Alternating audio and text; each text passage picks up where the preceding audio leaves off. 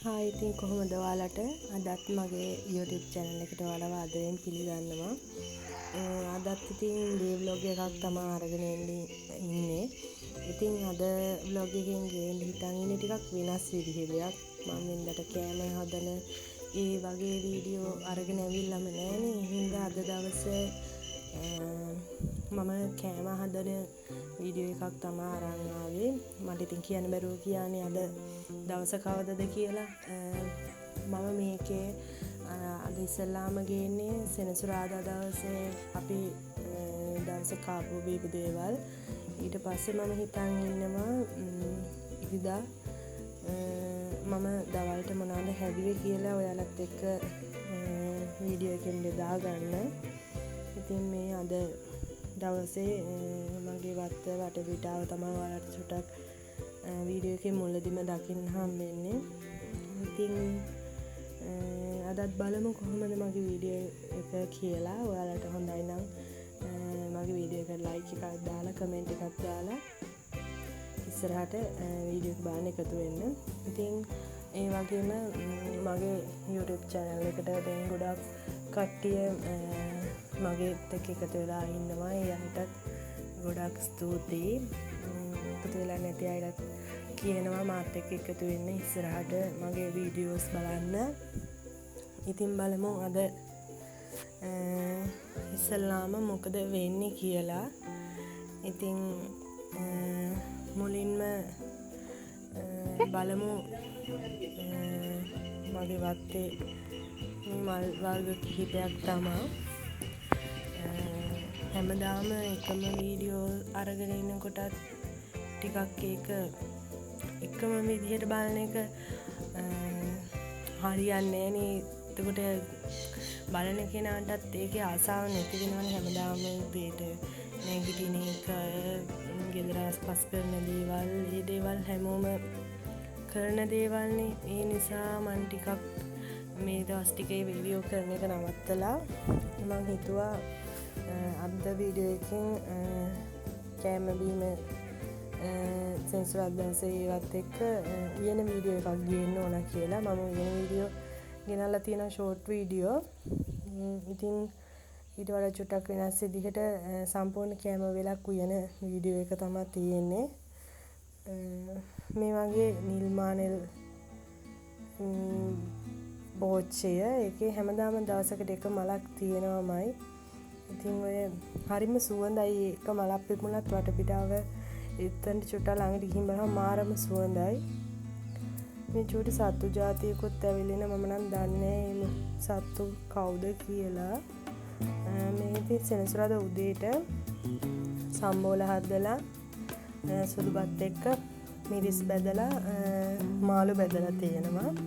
ඉතින් දැන් ටිකක් දවල් වෙලා ඊළඟට බලමු දවල් කෑම එකට මොනවද තියෙන්නේ කියලා. ටිකක් වැස්ස දවසක් තමයි සෙනසුරාදා දවස ටිකක් කරවල ගතියයි. දවල්ට තියෙන සුදුබත් එක්ක පරිප්පු බැදුමක් උයලා හාල් මැස්ස තෙල් දාලා ඊළඟට තියෙනවා අච්චාරු, සිංහල අච්චාරු. මේක නම් මම හදපු එකක් නෙමෙයි, අම්මා හැදුවේ. ඒකෙන් මට ටිකක් දුන්නා. මම ආසම කෑමක් අච්චාරු කියන්නේ. ඉතින් දවල් කෑම එකට ඒකත් එකතු කරගත්තා.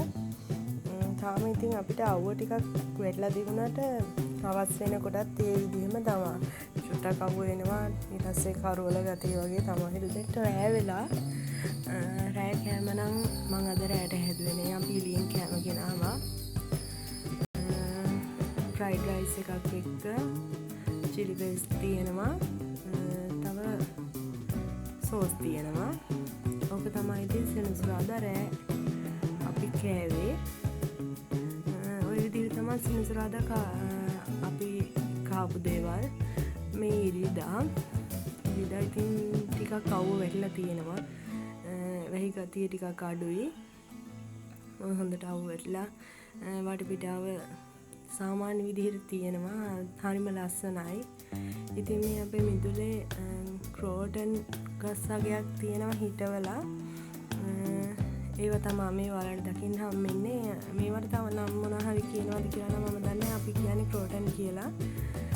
ඉතින් දවල්ට උයන්න ලෑස්ති වෙනවා. ඉස්සෙල්ලාම රයිස් කුකර් එකට හාල් ටික තියලා ඉවරලා චිකන් එක ලෑස්ති කරගන්නයි හදන්නේ. කලින් චිකන් එකට මිරිස්, ගම් මිරිස්, ලුණු කුඩු, කහ කුඩු, ගොරකා ඒ දේවල් දාලා මිරිස් අත ගාලා තියලා තිබ්බ ටික වෙලාවක්. ඊට පස්සේ මම මේ පෙම්බරාදුවට දාන්නයි යන්නේ එක.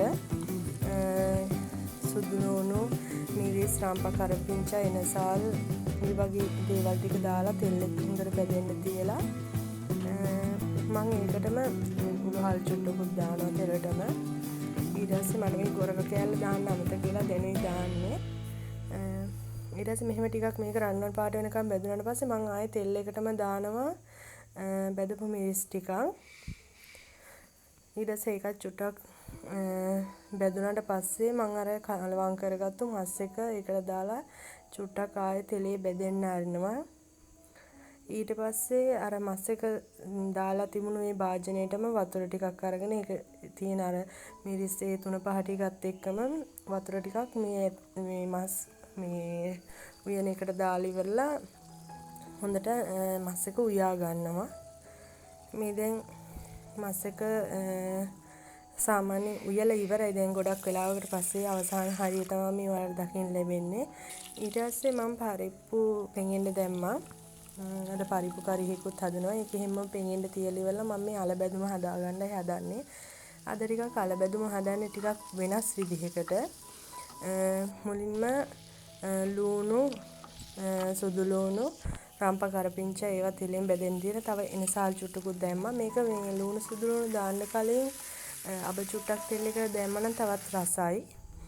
ඊට පස්සේ ලුණු සුදු ලුණු ටෙම්පරාදුවට දැම්මා නම් ඉතින් අද මට අබ තිබුණේ නැහැ. හින්දා මම මේ විදිහට ටෙම්පරාදුවට දැම්මා. ඊට පස්සේ මේ අල චූටි පෙති වලට කපලා තියෙන මේ පොඩි පොඩි කෑලි වලට.